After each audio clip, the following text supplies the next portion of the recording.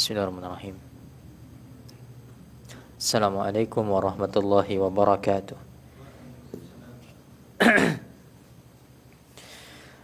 Alhamdulillah. Alhamdulillahi wahdah. Assalatu wassalamu ala man la nabiyya ba'dah wa ala alihi wa sahbihi wa man tabi'ahum bi ihsanin ila yaumil qiyamah. Wala hawla wala quwwata illa billah. Allahumma alimna ma yanfa'una wanfa'na bima 'allamtana wa zidna ilma. Ikhwani fillah wa akhwati fiddin, para hadirin dan hadirat rahimani wa rahimakumullah jami'an. Alhamdulillah, kita tidak hentinya bersyukur kehadirat Allah Subhanahu wa taala. Kembali kita bisa berjumpa di majlis pembacaan kitab Situ Durar min Usuli Ahli al-Asar karya Syekh Abdul Malik Al-Rabatani hafizallahu taala Al-Jazairi. Pembahasan kita adalah 6 pokok prinsip Ahlus Sunnah wal Jamaah yang bisa mengantarkan kepada keselamatan dunia dan akhirat menurut Ahlus Sunnah wal Jamaah. Sudah kita baca, pokok yang pertama adalah tauhid. Inilah yang bisa menyelamatkan seorang di dunia dan di akhirat. Lalu pokok yang kedua adalah at-tariqu wahid. Jalan kebenaran itu hanya ada satu. Ini adalah keyakinan kita bahwasanya kebenaran itu tidak berbilang. Kebenaran itu hanya ada satu. Dari berbagai kelompok dan aliran pemikiran dalam Islam, wajib kita untuk berupaya, wajib kita meyakini kebenaran itu hanya satu, dan wajib bagi kita untuk mencari kebenaran itu seperti apa. Tidak boleh seseorang dia memiliki prinsip pokoknya semua ajaran itu benar selama masih sama-sama sholatnya menghadap Ka'bah misalnya. Apapun akidahnya pokoknya benar semuanya. Ini anggapan yang keliru. Ini sudah kita bahas pada pertemuan sebelumnya. Maka akan kita lanjutkan pada malam hari ini pokok yang ketiga, prinsip Ahlus Sunnah wal Jamaah. Dan seperti sebelumnya juga kita akan baca sedapatnya saja karena kita targetkan ini selesai dalam 6 pertemuan. Maka kita di pertemuan yang ketiga membahas pokok yang ketiga. Langsung saja kita baca nanti sampai mana nanti di waktu Isya kita akan berhenti di situ. Kata penulis hafizahullah taala di halaman 53 ya. Halaman 53, al-aslu as-sadisu. Pokok yang ketiga. Ittiba'ul kitabi was sunnati ala fahmi salafis salih. Inilah dia prinsip Ahlus Sunnah wal Jamaah yang ketiga, yaitu mengikuti Al-Quran dan As-Sunnah dengan mengikuti pemahaman para salafus salih. As-salaf secara bahasa adalah para pendahulu, orang-orang terdahulu. Nabi yang mengatakan, ni'mas salaf ana, sebaik-baik salaf itu adalah aku, kata Nabi. Ya, sebaik-baik pendahulu adalah aku. Maka orang-orang yang menisbahkan diri kepada salaf disebut sebagai salafi, yaitu orang yang dalam praktek agamanya mengikuti orang-orang terdahulu. Itulah dia Nabi dan para sahabat. Maka ini prinsip kita yang ketiga Ahlus Sunnah wal Jamaah, yaitu kita jelas meyakini Alkitab yaitu Al-Quran dan Sunnah itu sebagai pokok ajaran Islam. Namun ulil absar ya, ketua JIL di zaman dulu sekarang jadi ketua PBNU ya, yang dia mengatakan tidak mungkin Al-Quran dan As-Sunnah itu dipahami dengan pemahaman orang-orang terdahulu. Makanya terakhir mencuat ketika dia membolehkan perusakan lingkungan. Nah, ini dia prinsip Wahabi menurut ulil, itu adalah orang yang tidak mau mengotak-atik sesuatu. Ini Wahabi katanya. Wahabi itu tidak mau mengotak-atik Al-Quran, tidak mau mengotak-atik Sunnah. Dia punya prinsip seperti itu. Lingkungan itu boleh diotak-atik, sebagaimana Al-Quran dan As-Sunnah itu harus diotak-atik. Kalau prinsipnya ulil absar Abdallah seperti itu. Maka kita lihat bagaimana harusnya Ahlus Sunnah wal Jamaah mendudukkan hal tersebut. Kita baca kata Syekh Abdul Malik Al-Ramadhani, "Innal ladzi lam yakhtalif fihi al-muslimun qadiman wa hadisan huwa anna at-tariqa allazi irtadahu lana rabbuna huwa tariqul kitab was sunnah." Sesuatu yang ini tidak ada perselisihan di tengah-tengah kaum muslimin, baik itu generasi belakangan atau generasi terdahulu. Ini sesuatu kesepakatan bahwasanya jalan yang diridhoi oleh Allah Subhanahu wa taala bagi kita semua itu adalah jalan Al-Qur'an dan As-Sunnah. Ini jelas. Fa ilaihi yuradduna wa minhu yasturun. Kita semua akan kembali kepada Al-Qur'an dan As-Sunnah, dan dari sanalah kita bertitik tolak. Ya, kita akan pulang ke sana dan dari sanalah kita bertitik tolak dari Al-Qur'an dan As-Sunnah. Meskipun wa in ikhtalafu fi wujuhil istidlal bihima. Yang menjadi titik perdebatan itu adalah wajhul istidlal. Bagaimana kemudian berdalil dengan Al-Quran dan As-Sunnah ini. Disitulah kemudian letak perbedaannya, bagaimana memahaminya. Masalah apakah kita harus berpegang teguh dengan Al-Quran dan As-Sunnah ini sepakat. Jelas, Al-Quran, Sunnah itu pegangan kita. Ya, meskipun diselisihi juga sebetulnya. Tapi tidak teranggap penyelisihan ini adalah orang-orang yang disebut sebagai Quraniyun. Ya, ada kelompok sekte di India namanya Quraniyun, dia menolak hadis. Ini tidak teranggap lagi sebagai seorang muslim sebetulnya. Dia mengatakan kami cukup dengan Quran, tidak mau menerima hadis. Nah, tidak teranggap penyelisihan ini, dan bahkan mungkin tidak teranggap sebagai golongan dalam Islam karena sudah keluar dari Islam seperti ini. Maka yang menjadi poinnya adalah masalah Al-Quran dan Sunnah ini jelas disepakati. Yang membedakan itu adalah bagaimana berdalil dengan Al-Quran dan As-Sunnah itu, yang turunannya adalah bagaimana memahaminya. Ya, bagaimana memahami Al-Quran dan Sunnah ini yang berbeda-beda.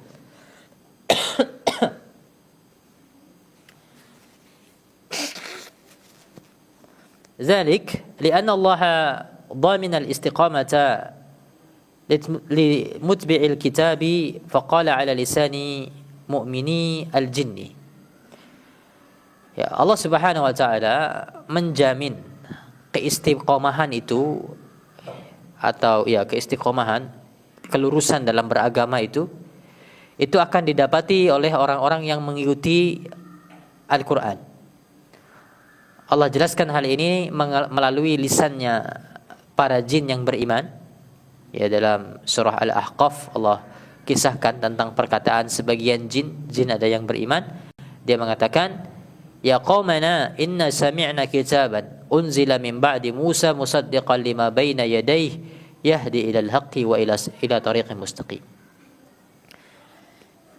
Wahai kaumku, ya, sesungguhnya kami telah mendengar sebuah kitab yang diturunkan setelah Musa, yang kitab tersebut membenarkan kitab-kitab sebelumnya yang memberikan petunjuk kepada kebenaran dan memberikan petunjuk kepada jalan yang lurus, ke jalan istiqomahan, ke jalan keistiqomahan.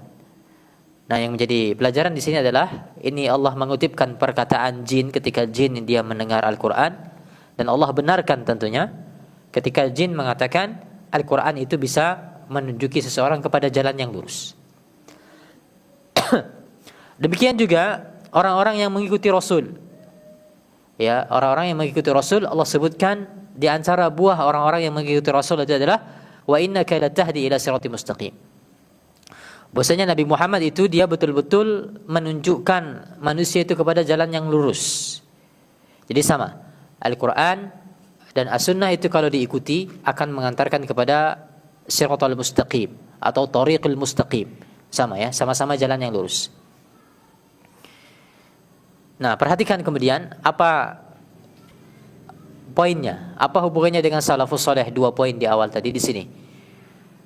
Kata Syekh Abdul Malik, lakin allazi ja'ala al-firaqa al-islamiyyata tanharifu 'an as-sirat huwa ighfaluha ruknan salisan ja'a tanwihu bihi fil wahyaini jami'an ala wa huwa fahmus salafus salih lil kitab was sunnah. Akan tetapi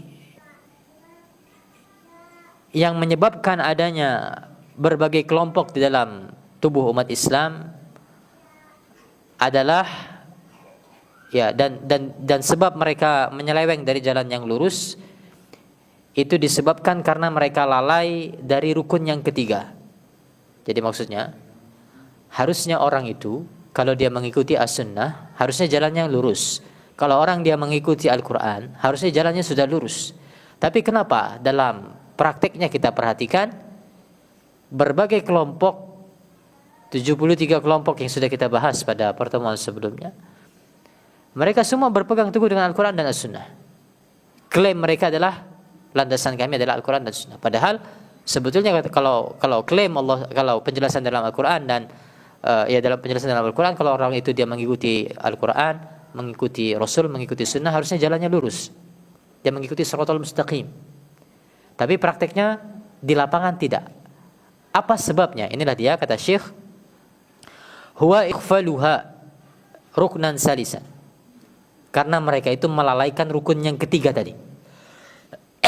Ya, rukun yang ketiga yang penyebutan atau peringatan tentang rukun yang ketiga ini terdapat di dalam Al-Quran dan As-Sunnah. Apa itu? Wa huwa fahmus salafi as-salihi lil kitab was sunnah. Itulah dia pemahaman salafus salih terhadap Al-Quran dan As-Sunnah. Jadi yang pertama adalah Al-Quran, yang kedua adalah As-Sunnah, yang kedua adalah hadis, yang ketiga yang kita butuhkan adalah pemahamannya. Pemahamannya itu harus benar dengan standar pemahaman para salafus salih.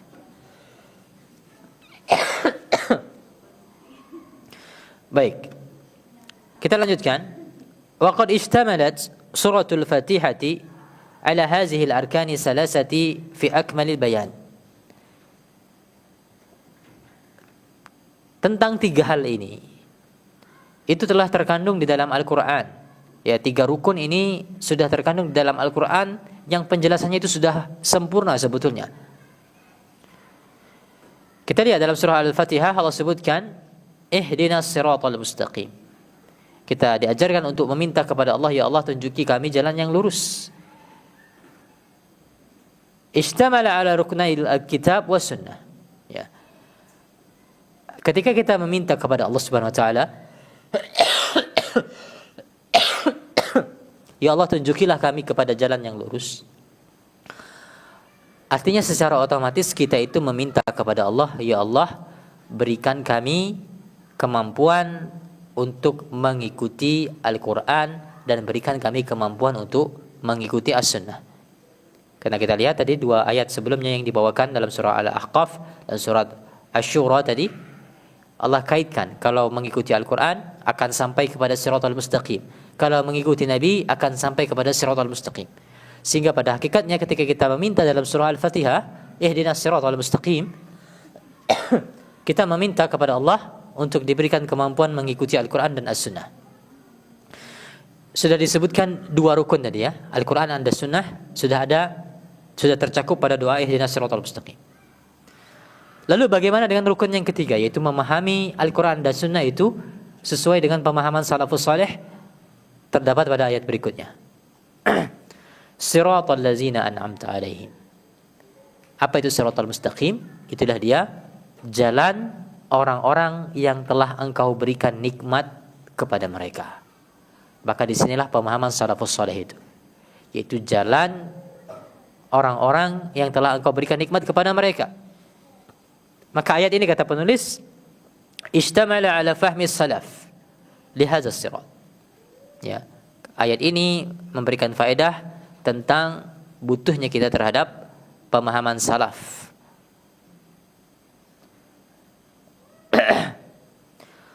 Ma'anahu la syakka ahadun fi anna man iltazama bil kitabi wa sunnah faqad ihtada ila siratal mustaqim illa annahu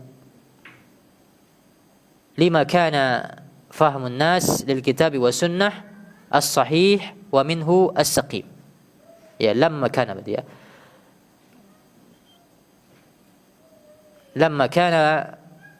fahmun nas lil kitab wa sunnah minhu sahih wa minhu saqim. Ya, meskipun realitanya kita menyaksikan bahwasanya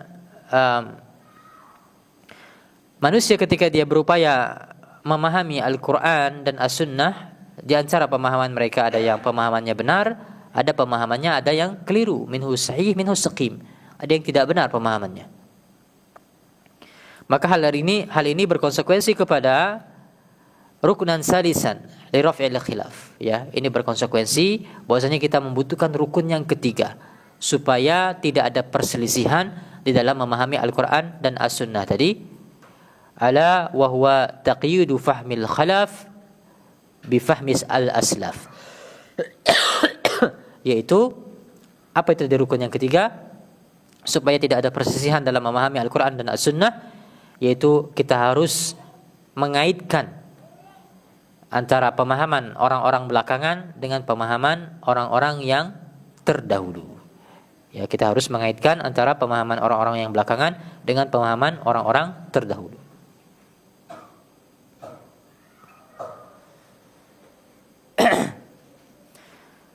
Baik, di situ ada perkataan Ibnu Qayyim. Kita lewati saja. Ya, intinya di sini sama. Ibnu Qayyim menjelaskan bahwasanya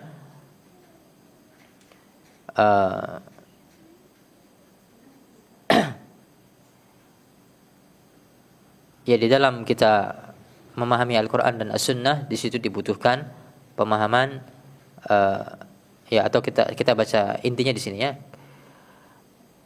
Di kalimat terakhir di halaman 54 di paragraf pertama kata Ibnu Qayyim Al-Jauziyah, "Walihaza fassara as-salafu as-siratal mustaqima wa ahluhu bi Abi Bakrin wa Umar wa ashabi Rasulillah SAW." Ya, intinya di sini para ulama dari kalangan salaf mereka menafsirkan siratal mustaqim dan orang-orang yang menempuh siratal mustaqim tersebut dengan ditafsirkan dengan Abu Bakar, Umar dan para sahabat Rasulullah SAW. Ya, di situ inti perkataan dari Ibnu Qayyim.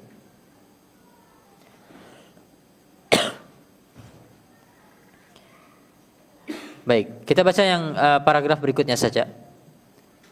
Kata Syekh Abdul Malik rahimahullah hafizahullah, wa fi hadza tansisu minhu rahimahullah taala ala anna afdala min an'amillahi alaihi bil ilmi wal amal hum ashabu Rasulillah sallallahu alaihi wasallam.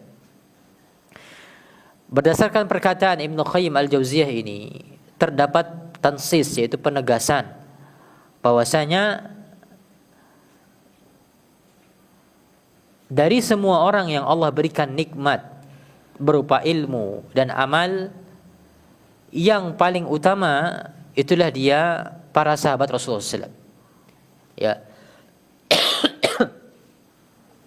Allah memberikan nikmat berupa ilmu dan amal kepada hamba-hambanya. Dari seluruh hamba yang mendapatkan keutamaan ilmu dan amal tersebut, yang berada pada tingkatan teratas kemuliaan yang paling besar itulah dia para sahabat Rasulullah SAW. Apa sebabnya? Li'annahum syahidut tanzila. Mereka menyaksikan bagaimana Al-Quran dan As-Sunnah itu diturunkan dari sisi Allah Subhanahu Wa Taala. Wa syahidu min hadi Rasulullah SAW al-Karim ma fahimu bihi ta'wil as-salim. Dan mereka juga menyaksikan bagaimana petunjuk Nabi SAW yang mulia tersebut secara langsung. Yang mereka memahaminya dengan pemahaman yang selamat. Yang mereka mampu memahami petunjuk tersebut dengan pemahaman yang selamat, yang lurus. Sebagaimana dikatakan oleh Abdullah bin Mas'ud, ya. Inti dari paragraf ini, poin penting dari paragraf ini terdapat pada perkataan Abdullah bin Mas'ud berikut. Kata Abdullah bin Mas'ud, "Man kana minkum mustannan falyustanna biman qad mat." Barang siapa di antara kalian yang ingin mencari jalan, barang siapa di antara kalian yang ingin mencari jalan, maka hendaknya dia menggunakan jalannya orang-orang yang telah mati. Siapa itu orang-orang yang telah mati? Yang dimaksudkan oleh Ibnu Mas'ud adalah para sahabat. Barang siapa yang ingin mencari jalan, maka tempuhlah jalan para sahabat. Fa innal hayya la tu'man alaihi al-fitnah. Karena orang-orang yang masih hidup, mereka itu tidak ada jaminan mereka akan selamat dari fitnah. Tidak akan ada jaminan mereka itu selamat dari fitnah. Orang-orang yang masih hidup, maksudnya generasi setelah sahabat. Ulaika ashabu Muhammad. Yang aku maksudkan adalah mereka, yaitu para sahabat Muhammad SAW. Kanu afdalu hazihil ummah. Lihat, perhatikan di sini kata Abdullah bin Mas'ud, para sahabat itu mereka adalah orang yang paling utama di tengah-tengah umat ini. Wa abarraha quluban. Mereka adalah, berarti dari afdal ya, afdal hazihil ummah, mereka adalah yang paling afdal di tengah-tengah umat ini. Wa abarraha quluban, mereka adalah orang-orang yang paling bersih hatinya. Wa a'maqaha ilman, dan orang yang paling dalam ilmunya. Wa aqallaha takallufan, dan mereka adalah orang-orang yang paling sedikit takallufnya dalam hal beragama. Qaumun ikhtarahumullahu li suhbati nabiyhi. Mereka adalah sekelompok kaum, sekelompok orang yang dipilih oleh Allah Subhanahu wa taala untuk menemani nabinya. Wa iqamati dinihi. Sekelompok orang yang dipilih oleh Allah Subhanahu wa taala untuk menegakkan agamanya. Maka inilah di antara keutamaan para sahabat. Mereka dipilih oleh Allah Subhanahu wa taala untuk menemani nabi. Ya, jadi para sahabat itu hidup di zaman dulu, berdekatan dengan nabi, berjumpa dengan nabi, itu bukan hanya kebetulan, tapi sengaja dipilih oleh Allah Subhanahu wa taala manusia-manusia paling mulia agar bisa menolong Nabi sallallahu alaihi wasallam. Maka wasiat Abdullah bin Mas'ud terkait para sahabat, fa'rifu lahum fadlahum. Yang pertama, ketahuilah tentang keutamaan mereka, yaitu para sahabat. Wattabi'uhum fi asarihim. Yang kedua adalah ikutilah jejak mereka. Wattamassaku bimastata'tum min akhlaqihim wa dinihim. Dan berpegang teguhlah kalian dengan akhlak mereka dan dengan bagaimana mereka beragama, dengan metode mereka beragama seperti apa. Pegang teguhlah cara mereka tersebut. Fa innahum kanu 'alal hadiyil mustaqim. Karena para sahabat itu mereka berada di atas petunjuk yang lurus, berada di jalan yang lurus. Maka inilah dia di antara dalil tentang kenapa kita itu harus berupaya memahami Al-Quran dan As-Sunnah dengan pemahaman para sahabat, para salafus salih. Perkataan Abdullah bin Mas'ud yang lainnya, ini juga perkataan yang terkenal, mengandung banyak faedah, silakan disimak. Kata Abdullah bin Mas'ud, Inna Allah nazara fi qulubil ibad. Allah melihat ke hati para hamba-hambanya. Maka berdasarkan perkataan Abdullah bin Mas'ud di sini, qulubil ibad itu umum, tidak hanya hatinya umat belakangan, yaitu umat Muhammad, tapi seluruh umat manusia. Seluruh umat manusia hatinya dilihat oleh Allah Subhanahu wa taala. Fawajada qalba Muhammadin sallallahu alaihi wasallam khaira qulubil ibad.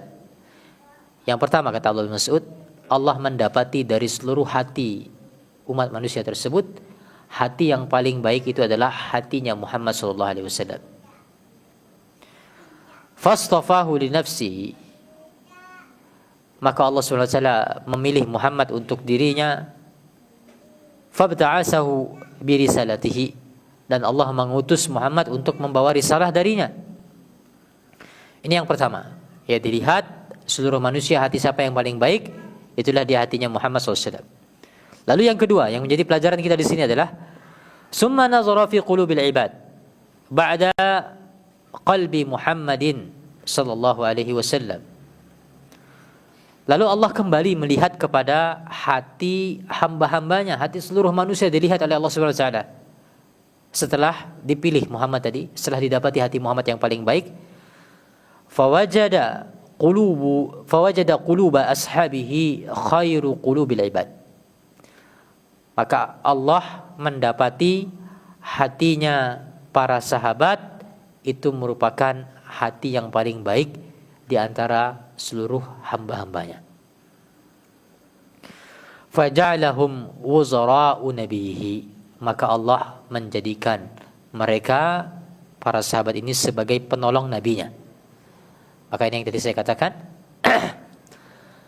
hadirnya para sahabat di dekat Nabi SAW di zaman itu, di tempat itu, bukan kebetulan, tapi sengaja dipilih oleh Allah Subhanahu Wa Taala. Allah tahu hati-hati mereka itu adalah hati-hati yang paling baik. Allah takdirkan mereka untuk lahir di sana, hidup di tempat itu, dalam rangka menolong Nabi Muhammad SAW. Yuqatiluna ala dinihi, yang para sahabat yang memiliki hati-hati terbaik inilah yang mereka itu berperang demi agama Allah. Nah, yang menjadi intinya lagi di sini, fama ra'ahul muslimun hasanan fahuwa indallahi hasan. Apa yang dilihat oleh para sahabat, ya bahasanya di sini Abdullah bin Mas'ud adalah kaum muslimin. Apa yang dilihat baik oleh kaum muslimin sebagai sebuah kebaikan, maka itulah dia kebaikan di sisi Allah Subhanahu Wa Taala. Yang dimaksudkan sebagai al-muslimun di situ adalah para sahabat Nabi. Ya, maka sesuatu yang dinilai baik di sisi para sahabat itu pasti adalah sebuah kebaikan di sisi Allah. Artinya standar kebaikan itu adalah apa yang dinilai baik oleh para sahabat. Itulah dia kebaikan. Karena Allah tidak akan membiarkan para sahabat itu bersepakat di atas sebuah kejelekan, tidak mungkin. Jelas ada sahabat dia berbuat salah, itu jelas. Namun ini pada level personal. Adapun pada level keseluruhan secara mutlak, para sahabat keseluruhan tidak mungkin para sahabat itu berselisih, tidak mungkin para sahabat itu bersepakat atas sebuah kejelekan. Inilah yang dibahasakan dengan para ulama, para sahabat itu maksum. Para sahabat tidak mungkin mereka berbuat kesalahan. Apa maksudnya tidak mungkin berbuat kesalahan? Pada level keseluruhan, tidak mungkin sahabat itu dia berbuat satu kesalahan didiamkan oleh sahabat yang lainnya, tidak mungkin. Adapun pada level individu jelas, ya semua kita berbuat salah, termasuk para sahabat, mereka punya dosa, punya kesalahan, jelas. Namun yang dibahas di sini adalah pada level kesepakatan. Tidak mungkin para sahabat itu mereka bersepakat berbuat kesalahan. Artinya apa? Yang menjadi standar kebaikan itu adalah apa-apa yang dianggap oleh para sahabat sebagai sebuah kebaikan, pasti itu sebagai sebuah kebaikan. Wa ma ra'au sayyi'an fa huwa indallahi sayyi'. Dan apa yang dinilai jelek oleh para sahabat, maka pasti di sisi Allah SWT itu adalah sebuah kejelekan. Sehingga yang menjadi standar sekali lagi adalah para sahabat. Ini rukun yang ketiga. Kita jelas sepakat tentang Al-Quran dan As-Sunnah, namun ada rukun ketiga yang kita butuhkan di situ adalah pemahaman para sahabat. Bagaimana para sahabat memahami hadis ini, bagaimana para sahabat memahami ayat ini, itu yang menjadi pegangan kita. Ya, sehingga inilah yang diserang oleh orang-orang liberal. Sudah dari pokoknya saja sudah mereka serang. Yaitu pokoknya apa? Memahami Al-Quran dan As-Sunnah itu harus dengan pemahaman para sahabat. Ini sudah mereka anulir. Tidak bisa kita pakai pemahaman para sahabat. Memahami Al-Quran dan As-Sunnah itu harus diupdate terus. Ini pemahamannya orang-orang liberal. Sehingga dari sisi pokoknya saja rumusnya sudah tidak sama. Ya, bagaimana lagi dengan perkara-perkara cabang? Kemudian kita baca di situ perkataan Al-Imam Ahmad. Qala Al-Imam Ahmad di halaman 54 yang paling bawah, kata Imam Ahmad, usulus sunnah indana at-tamassaku bima kana alaihi ashabu Rasulullah SAW wal i'tida'u bihim. Pokok dari as-sunnah, ya pokok dari as-sunnah, apa maksud as-sunnah di sini? Aqidah, ya. Di zamannya Imam Ahmad yang dimaksudkan dengan as-sunnah itu adalah aqidah. Pokok akidah, pokok keyakinan indana menurut kami adalah berpegang teguh dengan akidahnya sahabat Rasul SAW dan mengikuti mereka. Ya, berpegang teguh dengan apa-apa yang dipegang dalam hal akidah, maksudnya berpegang teguh dengan apa-apa yang dipegang oleh sahabat-sahabat Rasul SAW dan juga mengikuti mereka. Maka disinilah perkataan Imam Ahmad yang memberikan pelajaran kepada kita bahwasanya penting bagi kita atau wajib bagi kita juga untuk berpegang teguh terhadap apa-apa yang dipahami oleh para sahabat Rasulullah sallallahu alaihi wasallam. Kemudian paragraf berikutnya di halaman 55. Wa man haziya biridallahi min ba'dihim fal-i'tida'uhu. Barang siapa yang dia berhasrat, berkeinginan untuk mendapatkan keridhaan Allah min ba'dihim, setelah para sahabat tersebut, maka hendaknya seseorang tersebut dia mengikuti jalan mereka, mengikuti petunjuk mereka, itu mengikuti petunjuk para sahabat. Sebagaimana yang Allah firmankan dalam surah At-Taubah, Muhajirin wal Ansar wallazina tabauhum bi ihsanin radhiyallahu anhum wa radu an. As-sabiqun al-awwalun, yang pertama masuk Islam, yang pertama lagi awal-awal masuk Islam dari kalangan Muhajirin dan Ansar dan orang-orang yang mengikuti mereka dengan baik, radhiyallahu anhum wa radu an. Allah ridho terhadap mereka dan mereka pun ridho terhadap Allah Subhanahu wa taala. Sehingga lihat di sini jelas sekali Allah menyampaikan kepada kita yang mendapatkan keridhaan Allah itu siapa? Yang pertama adalah as-sabiqun al-awwalun minal muhajirin wal ansar. Yang pertama lagi awal masuk Islam dari kalangan Muhajirin dan Ansar. Ini mendapatkan keridhaan Allah, yang pertama. Yang kedua, wallazina tabauhum bi ihsanin. Yang mendapatkan ridho Allah yang kedua adalah orang-orang yang mengikuti mereka dengan baik. Ya, orang-orang yang mengikuti mereka dengan baik, yaitu mengikuti para sahabat.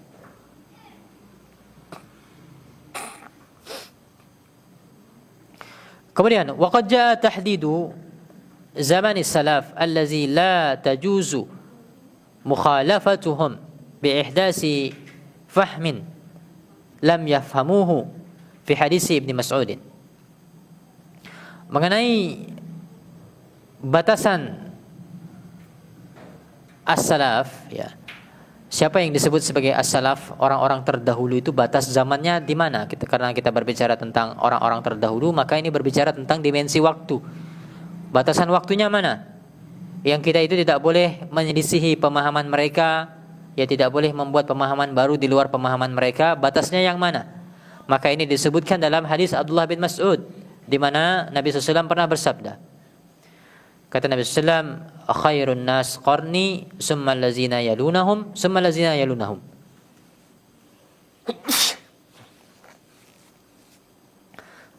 Sebaik-baik manusia adalah yang hidup di zamanku. Itulah para sahabat.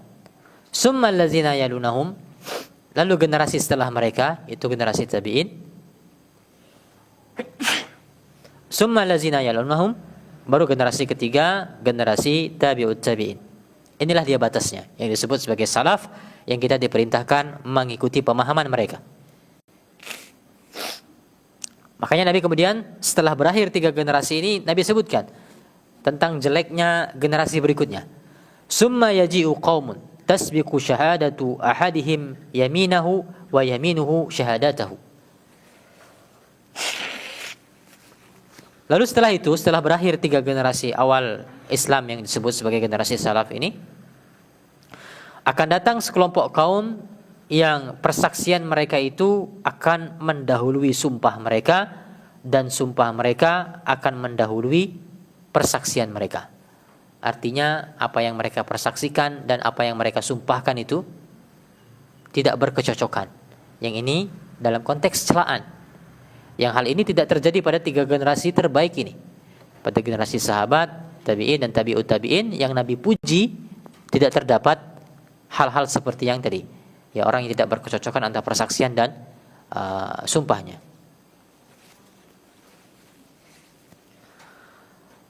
Al-Imam Abdul Hamid bin Badis rahimahullah pernah berkata, al-Islamu innama huwa fi kitabillah wa sunnati Rasulillah SAW. Islam itu adalah apa-apa yang terdapat dalam kitabullah, itu dalam Al-Quran, apa-apa yang terdapat dalam sunnah Rasulullah, wa ma kana alaihi salafuha min ahli al-quruni salasah al-mashhudi lahum bil khairiyah ala lisani sadiq al-masduq. Ya, Islam itu apa? Yang pertama Al-Quran dan As-Sunnah. Lalu yang berikutnya, wa ma kana alaihi salafuha min ahlil qurun as-salasa. Lalu yang ketiga adalah Islam itu adalah agama yang dipraktekkan oleh para salafnya, ya, dari umat ini, yaitu 3 generasi yang Nabi sebutkan tentang kebaikan mereka. Ya, yang Nabi sebutkan tentang kebaikan mereka yaitu 3 generasi yang tadi sudah kita baca hadisnya. Maka inilah dia al-Islam menurut Al-Imam Abdul Hamid bin Badis. Islam itu adalah Al-Quran, As-Sunnah, dan yang kedua adalah pemahaman Salaful Ummah.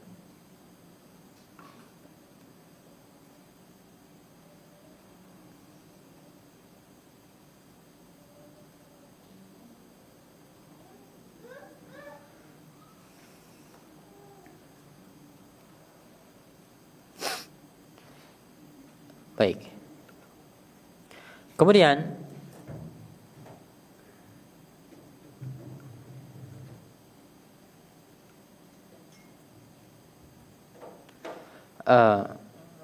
kita melompat saja ke halaman 56 tentang hadis yang sudah kita baca pada pertemuan sebelumnya, ya, tentang hadis yang diriwayatkan oleh Abdullah bin Luhai dari Muawiyah bin Abi Sufyan. Muawiyah bin Abi Sufyan, kata Abdullah bin Luhai, pernah berdiri di hadapan kami. Kata Muawiyah, ala inna Rasulullah SAW qama fina. Pada suatu hari Nabi SAW pernah berdiri di hadapan kami. Lalu Nabi berkata, ala inna man qablakum min ahli kitab iftaraqu ala sintai wa sab'ina millatan. Ketahuilah, orang-orang sebelum kalian dari kalangan ahlul kitab, mereka berpecah belah menjadi 72 golongan. Dan ketahuilah, umat ini akan terpecah menjadi 73 golongan. 72 di neraka, hanya satu yang di surga, wahya al-jamaah. Yang satu itu adalah dia al-jamaah. Nah, yang menjadi pelajaran yang ingin saya highlight di sini adalah tentang satu golongan yang di surga itu, ya, di sini disebutkan sebagai al-jamaah dalam salah satu riwayat Abu Daud. Namun dalam riwayat yang lainnya yang juga dinilai sahih oleh para ulama, ya, kita baca di paragraf berikutnya. Dalam riwayat Al-Hakim, wa huwa qauluhu sallallahu alaihi wasallam fi wasfi al-firqatin najiyah. Ya, perkataan Nabi SAW tentang siapa satu kelompok yang selamat ini, yang dia akan langsung masuk surga tersebut. Nabi sebutkan kalau dalam riwayat Imam Hakim adalah ma ana alaihi al-yauma wa ashabi. Satu golongan yang selamat itu adalah golongan yang dimana aku dan para sahabatku berdiri di atasnya pada hari ini. Ma ana alaihi al-yaum wa ashabi. Itulah dia golongan atau jalan yang aku dan para sahabatku berdiri di atasnya saat ini. Sehingga itulah dia satu kelompok yang akan Allah selamatkan tersebut. Itulah mereka yang memahami Al-Quran dan As-Sunnah sebagaimana pemahamannya Nabi SAW dan para sahabat beliau. Kemudian terakhir saya sampaikan kesimpulannya saja di halaman 57. Di situ ada bagian tatbiq, ya, contoh penerapan prinsip ini, bahwasanya kita dalam Al-Quran, memahami Al-Quran dan As-Sunnah butuh pemahaman para salafus saleh, butuh pemahaman para sahabat. Ada riwayat yang dibawakan oleh Al-Imam Al-Ajuri dari Al-Muhtadi. Al-Muhtadi itu adalah imam atau putra dari Khalifah Al-Wasiq. Ya, Khalifah Al-Wasiq adalah khalifah yang terakhir yang membebaskan Imam Ahmad dari penjara setelah Imam Ahmad lama di penjara karena beliau kekeh mempertahankan akidah Ahlussunnah wal Jamaah bahwasanya Al-Quran adalah firman Allah. Maka di zaman Khalifah Al-Wasiq, ya, singkat cerita, Imam Ahmad itu dikeluarkan dari penjara. Setelah lama Imam Ahmad di penjara, maka kemudian diperjumpakan oleh Khalifah Al-Wasiq, diberikan ruang untuk berdebat antara Imam Ahmad dengan Ibnu Abi Duat yang mempengaruhi khalifah ketika itu bahwasanya Al-Quran adalah makhluk. Maka diperdebatkan. Nah, yang menjadi pelajarannya di sini adalah perkataan Imam Ahmad. Silakan lihat di halaman 57 yang bawah. Kata Imam Ahmad, "Akhbirni an hadzal amri allazi tad'u an-nasa ilaihi. Asyai'un da'a ilaihi Rasulullah sallallahu alaihi wasallam?" Tolong jawab aku, kata Imam Ahmad. Yang kamu dakwahkan itu, pemahaman sesatmu itu, apakah itu adalah sesuatu yang didakwahkan oleh Rasulullah SAW? Maka Ibnu Abi Duat mengatakan tidak. Lalu kata Imam Ahmad, "Fasyai'un da'a ilaihi Abu Bakr As-Siddiq ba'dahu." Apakah itu sesuatu yang didakwahkan oleh Abu Bakar? Tidak, kata Ibnu Abi Duat. Apakah itu sesuatu yang didakwahkan oleh Umar? Kata Imam Ahmad bertanya. Dijawab oleh Ibnu Abi Duat tidak. Dia terus bertanya, apakah itu didakwahkan oleh Utsman? Apakah itu didakwahkan oleh Ali bin Abi Thalib? Terus dijawab oleh Ibnu Abi Duat tidak. Maka Imam Ahmad kemudian mengatakan, "Fasyai'un lam yad'u Rasulullah sallallahu alaihi wasallam wala Abu Bakr wala Umar wala Utsman wala Ali tad'u anta an-nas ilaihi." Ya. Sesuatu yang tidak didakwahkan oleh Nabi, tidak didakwahkan oleh Abu Bakar, Umar, Utsman dan Ali, bagaimana mungkin kamu berani mendakwahkan hal tersebut? Ya, silakan, ada percakapan yang menarik sebetulnya setelahnya, namun karena keterbatasan waktu, yang menjadi poinnya di situ adalah lihat bagaimana Imam Ahmad menjadikan standar itu adalah Nabi dan para sahabat.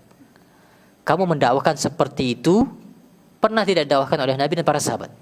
Kalau tidak pernah, maka itu bukan bagian dari agama Islam. Ya, sehingga yang menjadi prinsip kita sekali lagi Ahlussunnah wal Jamaah adalah kita memahami Al-Quran dan As-Sunnah sebagaimana para sahabat Nabi, para salafus saleh memahaminya. Demikian yang kita bahas. Mudah-mudahan ada manfaatnya. Ada kurangnya mohon maaf. Sallallahu ala nabiyina Muhammad wa ala alihi wasallam. Subhanakallahumma bihamdika asyhadu an la ilaha illa anta astaghfiruka wa atubu ilaik. Assalamualaikum warahmatullahi wabarakatuh.